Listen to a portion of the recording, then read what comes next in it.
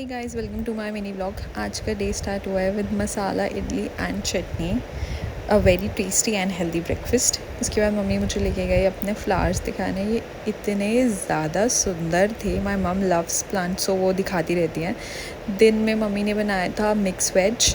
उसके बाद special desert बन रहा था, custard with lots and lots of fruits. I love it. फिर शाम को मैंने अपना फेवरेट ड्रिंक पिया। रात को कुछ बाहर का खाने का मन था, सो आई एट मैगी। बाय।